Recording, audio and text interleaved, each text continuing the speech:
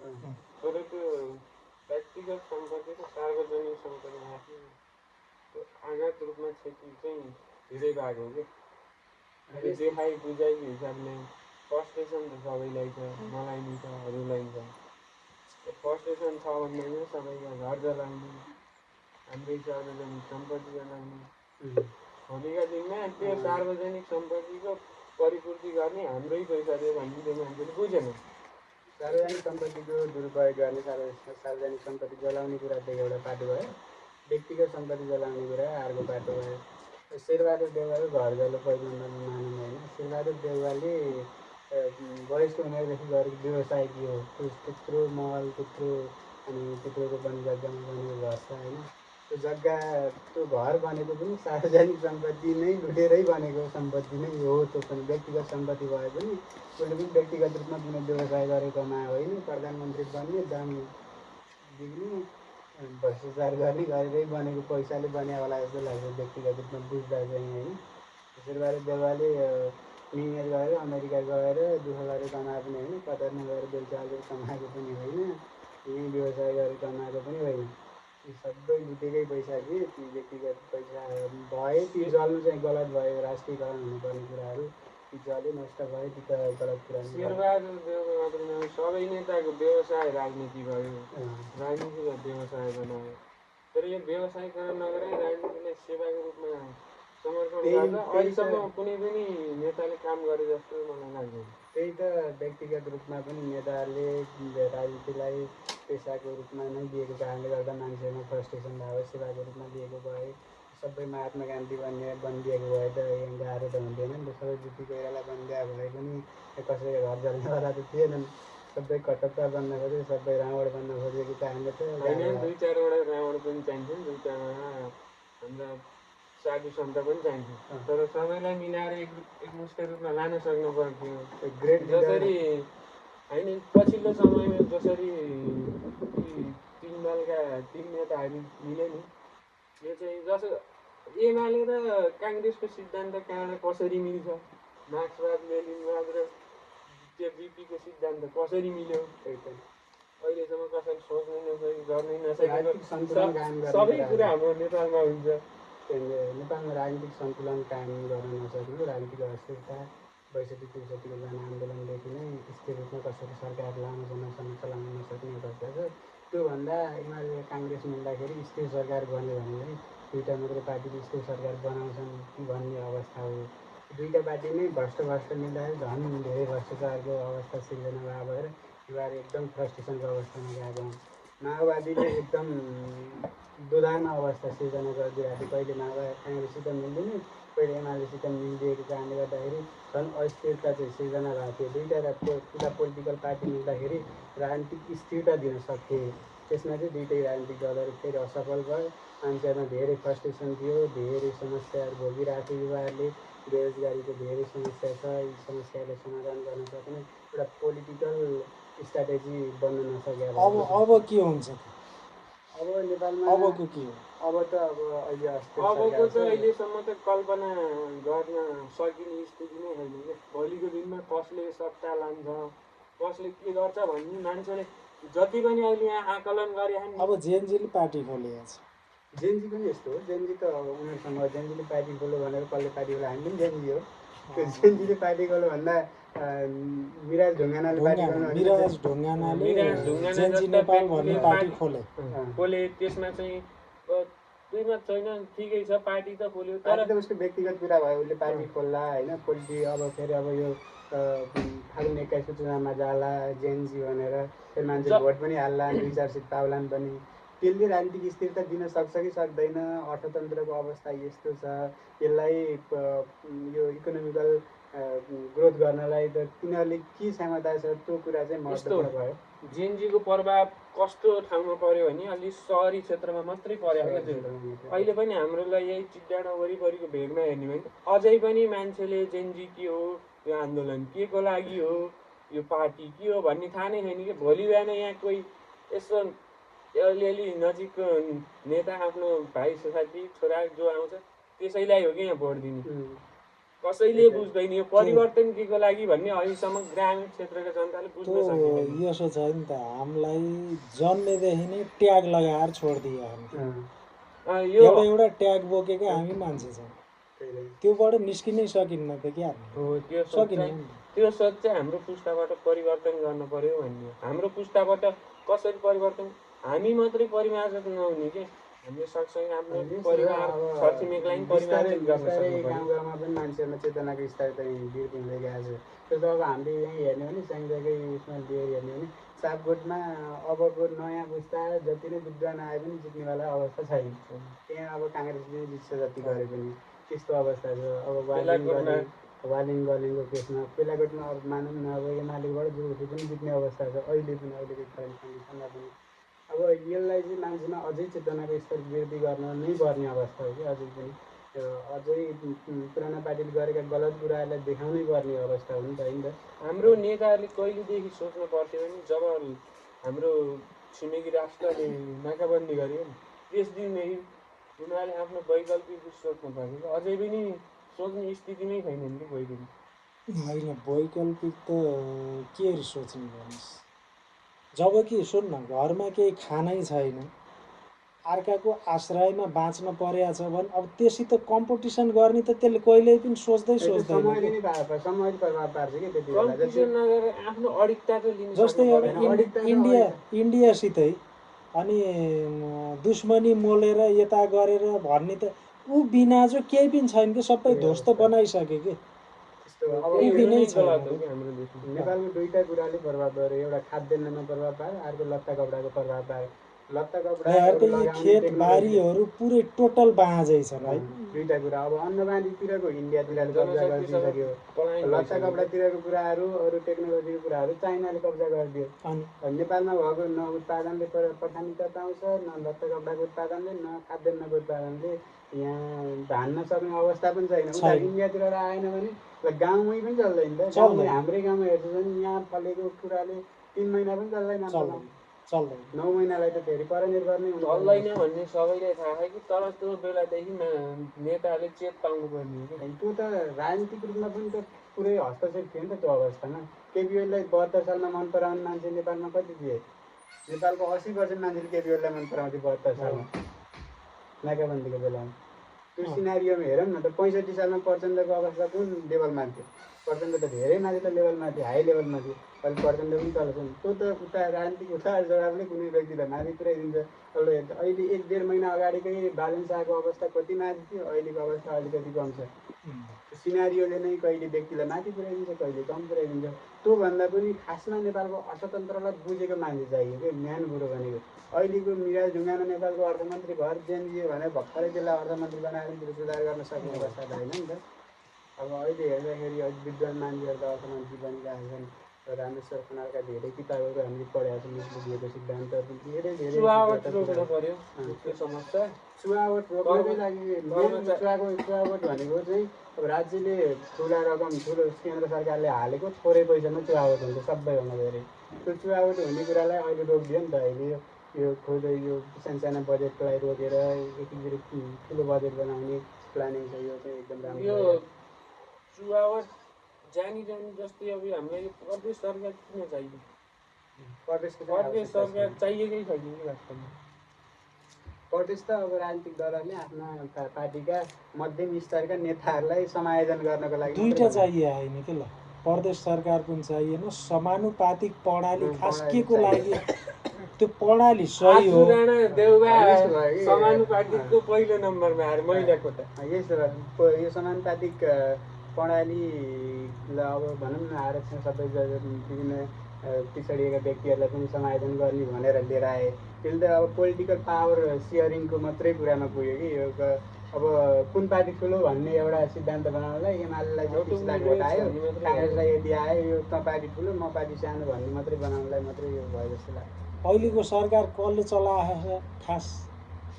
अहिले अब सरकार के अरे बरबरा फाउन्डेसन, अब यस्तै एनजिओ आइएनजिओहरूमा संलग्न व्यक्तिहरू धेरै नै देखिए अहिलेका सरकार लगभगै छन् नि, सबै लगभग त्यस्तै देखिए। अब मन्त्रीहरूको विज्ञताको आधारमा चाहिँ मन्त्रीहरू एकदम बेस्ट नै हुनुहुन्छ अहिलेसम्म हामीले बुझेको। अब हामी पनि अर्थशास्त्रको विद्यार्थी भएर रामेश्वर खनाललाई चाहिँ अर्थमन्त्रीको रूपमा पाउने चाहिँ एउटा एकदमै राम्रो विद्वान व्यक्ति हो। अब कुलमान घिसिङको विज्ञतामा पनि कसैले प्रश्न गर्नु परेन। अब त्यस्तै अब जगदीश खरेल पनि बेटर मान्छे नै हुनुहुन्छ संसारलाई पत्रकारिताबाटै गएको मान्छे। भनौँ अब तुलनात्मक रूपमा मन्त्रीहरूको तुलनामा हेर्दाखेरि गृहमन्त्री नै असफल हुने हो कि त्यस्तै त्यस्तै आवाज हो। अरू त गर्दै मन्त्रीहरू ठिकै ठिकै लाग्छ। यिनीहरूले के कुरो सफल गर्छन् भनेर यिनीहरूका जम्मै बुझिहाल्छ होइन। के अरे हामीले यहाँ भनिया छौँ जानिने गरिया छौँ हाम्रो कुरो हो भन्ने कोही छैन। के गरौँ खै। ए भरै तिनका ती पैसा जलाएका तिनका ती सुनका थुप्रा। ए मेरा बाबा यो संसारै पुरिएको होइन। हामीलाई यस्ता ठुला ठुला कर तिर्न नपर्दिए आफूले जग्गा किन्ने बेच्ने आउँदाखेरि अहिले बेच्नेले पनि ऊ किन्ने जति बराबरी दिन पर्ने त पास आउँदाखेरि हेर त्यो अन्य हामीले यो दुःख गरिया छौँ सर्लकै तिर्नै पर्ने। रेमिटेन्सले र यस्तो एक करले चलेको देश रहेछ कि ओके खालि त यही छ। एक नम्बरमा त अब रेमिटेन्स नै भनौँ होइन। रेमिटेन्स अनि सवारी चालनको यो करहरू र यो त अत्याधिक भन्दा नि अत्याधिक भयो। अस्ति के कुन बाइक लस्ट भएको कि इन्डियामा 1,90,000 अरे नेपालमा ल्याउँदा 4,58,000 हो कि समथिङ कतिको के त्यसको रेट 200% सिधै हो के। किन हाम्रै चलाउने साइन बाइकहरू अब इन्डियामा 50-60,000 आइसीमा पाइँदो रहेछ। होइन हाम्रो नेपालका असी दुना 160 भनेर पनि भएन कि 200% भन्दा माथि 200% भन्दा माथि छ कि 200% भन्दा माथि। इन्डियामा चाहिँ गाडी त्यस्तो सस्तो पाइने हो। नेपालको मान्छेले बाइक किन्छ भने सबैको घर घरमा गाडी हुन्छ। 7 देखि 10 लाख रुपियाँ पर्ने इन्डियामा यहाँ चाहिँ 35 देखि 40 लाखसम्म हाल्नु। अब इन्डियामा 2 लाख आइसीमा मजाले गाडी पाइँदो रहेछ। 2 लाख 3 लाख आइसीमा मजाले कार पाइन्छ। त्यही गाडी यहाँ किन्न गर्दाखेरि 30-35-40 लाखसम्म पर्ने हो। कसरी किन्नु पर्छ। 200% भन्सार कर अरे त्यसपछि फेरि त्यसको पनि 13% तिरेर ल्याउने अरे कि यस्तो दोहोरो कर प्रणाली चाहिँ लगभग विश्वमा अन्त छैन। नेपालमा मात्रै हो। त्यसै हो त लुट कान्छ लुट नेपालैमा लुट अन्त पाइँदैन यहीँ पाइन्छ छुट भनेको त साँच्चै हो। राज्यले चाहिँ करको दायरालाई वृद्धि गर्यो करको दरलाई कम गरायो भने चाहिँ मान्छेले कर दिन पनि खुसी हुन्छन्। अदृश्य रूपमा मान्छेलाई चाहिँ कर जसरी हामीले अब एउटा चाउचा किन्यो भने हामीले अटोमेटिक कर तिर्छौँ त्यस्तै नै हुनुपर्छ। अटोमेटिक कर तिरेको कुराहरू 20 रुपियाँको चाउचाउमा कति कर तिरिन्छ हामीले एउटा प्याकेट चाउचाउ खाँदा लगभग कति 1 रुपियाँको 2 रुपियाँ समथिङ पैसा तिरिन्छ क्या। चाउचाउ मात्रै एउटा फ्याक्ट्रीबाट कति उत्पादन भयो होला त्यो सही सलामत तरिकाले कर तिर्छन् भने त्यसैले नै पुग्छ। अब त्यो कर तिर्नलाई फेरि करदातालाई के सुविधा दिइयो त। सुस्फूर्त रूपमा कर तिर्नको लागि त करदाताले सुविधा पाउनु पर्यो। राज्यले कर तिर्नको लागि हामीलाई इन्करेज गर्नु पर्यो। तँलाई यो सुविधा छ भन्यो भने कसैले कर छलिनै गर्दैन त। सुविधा के छ त कर तिर्ने मान्छेलाई। जस्तो अरू देशहरूमा त्यो विद्युतको ट्रङ्क लाइट पनि नतिर्नुको कारण नै त्यही हो क्या। सेवा सुविधा छैन नि त। हिजो अस्ति त कहिले तिरे अरे धेरैजसो कम्पनीले त्यो त लाइनै काटिदिएपछि काट्दै भयो होइन भने अझै पनि तिर्ने मनुष्य छैन। खुसी भएर तिरिया नि होइन बाध्यता लाइनै काटिदियो भएर बन्द भएपछि के गर्ने। होइन सामान्य हो कि करदाताले कम्पनीहरूले कर छरित गरिरहेको गर्ने त अब जस्तो एनसेलले के कारणले कर नतिर्नु पर्यो होइन त्यो त पोलिटिकल रूपमा उनीहरू पावर लिएर नतिरिया नै हुन्। एनसेललाई त राज्यले त राज्यलाई तिर्नै पर्दैन। खासमा भाडबाटै नि जल्थेन क्या। जसरी मिनबहादुरले आफ्नो त्यो सम्पत्तिलाई पार्टीको नाममा दान गर्न सक्ने क्षमता भयो नि तब चलेको कि भाडबाटी। अहिले पनि चल्थेन। त्यहाँको कर्मचारी कस्तो सरसर्ती हेर्दा त 13जनालाई रोजगार दिएछ। त्यही त कस्तो माया लाग्यो। मेरै एउटा मसँगै ब्याचलर पढेको साथी खुद त्यही पोखराको भाडबाटी काम गर्थ्यो कि तर काठमाडौँमा भन्दा अहिले पोखरामा क्षति बढी भएको रहेछ एकदम हिसाबले ह्युज हेर्नु रूपमा हो। होइन मान्छेको यो कलर चाहिँ धेरै कि मान्छेहरू धेरै सडकमा उत्रिया भएर काठमाडौँ धेरै देखियो अब सबै राजनीतिक सहर पनि भएको त्यस हिसाबले तर जलाइको हिसाबले पोखरा धेरै जल्यो। अब चाहिँ के होला जस्तो लाग्यो अबको यो एकचोटि संविधान जहिलेसम्म संशोधन या केही हुनु केही हुँदैन, कुनै पार्टीको बहुमत पनि आउँदैन यो संविधानमा। बहुमत नआइसकेपछि स्थिर सरकार कहिल्यै पनि हुँदैन। यो टालेटुलीको सरकारमा जननिर्वाचित जहिले पनि प्रधानमन्त्री पदको मात्रै किनबेच यो भइरहने, कसले कुन छोडिदिन्छ यही सहमति गर्ने, तँ अहिले भयो तँ अहिले भयो, कुनै विज्ञ मान्छे जान जसरी हामीले डाइरेक्ट भोट प्रधानमन्त्रीले हाल्न सक्दैनौँ नि त्यति जरी केही प्रत्यक्ष जात कार्यकारी पनि चाहियो प्रत्यक्ष कार्यकारी प्रधानमन्त्री हामीले भोट हालेर पठाउनु पर्यो, त्यो प्रधानमन्त्रीले 5 वर्ष चलाउनु पर्यो। होइन भने त स्वत त्यही बहुमतकै हिसाबमा जसरी पुरानो पार्टीले गरे अब आउने पार्टीले पनि जसको बहुमत आउँछ त्यसरी त आफ्नो प्रधानमन्त्री त्यही सिधै कुरा त्यही भयो कि सिधै पनि त्यही भयो सबैले आफूसँग छ्याम पारेको जस्तो आयो भने त हान्ने नै रहेछन् कि जसरी पनि अब बेटर मान्छे खोज्नु भने आफूसँग नजिक जो छ जस्तो अहिलेकै कन्टेस्टमा नि हेर्ने अहिलेकै सरकार बनाएको देख्यो नि त बालनले मैले पनि यत्रो मिहिनेत गरेको म सरकारमा नगएर मेरो मान्छे जानुपर्छ भनेर गृहमन्त्री पठाइहाल्यो तर बेटर मान्छे त ओम प्रकाशभन्दा अरू भेटिन्थ्यो नि गृहमन्त्रीलाई चाहिँ त्यो सबैले चाहिँ आफूले क्षमता पाए चाहिँ खोजिहाल्छन् थप्नलाई जसको शक्ति उसको भयो त्यही त नि अब बेटर मान्छे को भन्ने भयो कि अब प्रत्यक्ष कार्यकारी प्रधानमन्त्री भयो भने पनि प्रधानमन्त्री हुने मान्छेको सबैभन्दा पहिलो कुरो त त्यो भयो हो कि ल भन्नु त अब प्रधानमन्त्री चाहिँ बेस्टको के लाग्छ त अब हेर्दाखेरि अहिलेको सिनारियो हेर्दाखेरि त अब प्रधानमन्त्री बन्न सक्ने मान्छे भने अब सबैभन्दा धेरै जनताले चाहेको यो अब दुईवटा मान्छेमै हो कि अब अबको पोलिटिक्स मेन पोलिटिक्स रहने भनेको पनि अर्को ग्रहबाट आउनुपर्छ। त्यस्तो निस्वार्थ त को भएर भन्नु, सबै पारिवारिक सञ्जालमा सबै भएपछि त एउटा न एउटा त उसको स्वार्थ त भएकै हुन्छ। निस्वार्थ यो देश बनाओस् भन्ने त कोमा होला र चाहिँ लाग्छ। होइन म त्यो पदमा पुगे पनि मैले पनि त्यही गर्ने हो।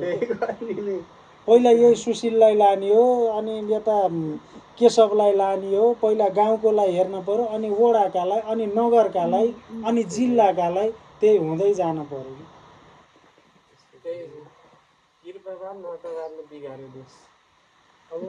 अब प्रत्यक्ष कार्यकारी प्रधानमन्त्री हुने अवस्था आयो भने दुईवटा व्यक्तिमा रहन्छ पोलिटिक्स कि रवि लामिछानेतिर जान्छ कि अब बालन शाह दुईवटाले नै होइन यो हामी चेक गर्दा गर्दै बुढो बहिनी भयो होइन कि एकचोटि चेक गर्दा 5 वर्ष जाने रहेछ भनेपछि चावडा चेक गर्दा 20 वर्ष गयो, आफ्नो सोच्ने क्षमता चाहिँ त्यो चेक गर्दा गर्दै गयो।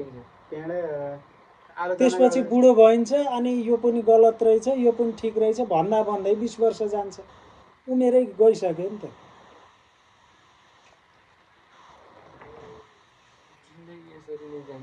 चुनाव होला चाहिँ पनि लाग्दैन, सक्दैन।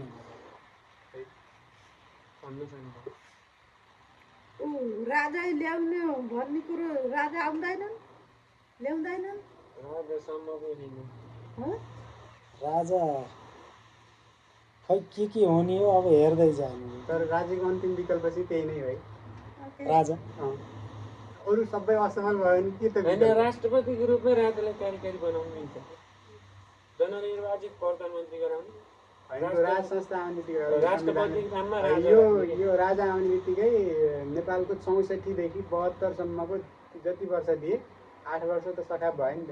त्यो एउटा त्यही एउटा किताब लेख्नलाई त्यति वर्ष लाग्यो नि त राज्यको त्यत्रो पैसा तिरेर 601 जना मान्छेलाई त्यत्रो 8 वर्षमा राज्यले पालेर त्यो लेखेको किताब असफल हुन्छ राजा आउने बित्तिकै। होइन सक्सेसफुल देशहरूमा पनि राजा छन्, होइन छन् नभएको होइन, नेपालमा पनि राजा आएर नेपाल ध्वस्तै हुन्छ बिग्रिन्छ पचत्तै हुन्छ भने पनि होइन, विगतलाई पनि त फेरि सम्झिनु पऱ्यो नि त। 64 देखि 72 को समयमा त्यत्रा सांसद पालेर त्यत्रा गराएर लेखेको त्यो एउटा बुक त्यही लेख्नलाई संविधान लेख्नलाई त पाल्यो, त्यही किताबमै अडिएर आउनु पर्यो कि राजा पनि। त्यो त अब सबै गणतान्त्रिक व्यवस्था अनुसार लेखिएको छ, सबै धारा सबै कुरालाई चेन्ज गर्नु पऱ्यो नि त। होइन र? अब गणतन्त्रबाट नेपालमा राजतन्त्रमा सबैभन्दा जानु पहिलो नम्बरमा खारेज गर्नुपर्ने सङ्घीयताभित्रको प्रदेश सरकारलाई पहिलो प्राथमिकतामा हटाउनु पर्छ। प्रदेश सरकारले लिएका ठुला केसहरूलाई चाहिँ सङ्घले नै लियोस्, साना जिम्मेवारीहरू नगरलाई दियोस्। त्यो गरेपछि आनन्द आखिरीमा पकड भनेको त केन्द्रको र स्थानीय तहको त रहेछ। रहेछ। प्रदेश सरकार त के हो भने मैले भने नि त मध्यम स्तरका नेताहरूलाई टप लेभलका पुग्न पनि सक्दैन, तल्लो लेभलमा पालिकामा बस्न पनि नसक्ने बिच लेभलका मान्छेलाई चाहिँ सेटल बोल्ने बाटो बनाएको। मनोरञ्जन। ल अहिलेसम्म प्रदेश सरकारको उसले जस्तो त्यहाँ पनि त पार्लिमेन्ट छ नि त प्रदेशमा पनि, त्यो पार्लिमेन्टले चाहिँ के निर्णय गरेर गण्डकी प्रदेशको पार्लिमेन्टले गरेको निर्णयले के फाइदा भयो हामीलाई? छैन।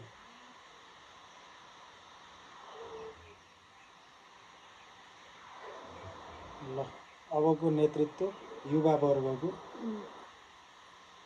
बेटर मान्छे हुनु पऱ्यो। अब हाम्रै गलिङतिर पनि अबको चुनावमा राम्रो मान्छे उठेर राम्रो मान्छे सधैँ भन्ने हो राम्रालाई छान्ने भन्ने कुरा त अहिलेसम्म खै के भयो, के छान्न सकिएन कि के भयो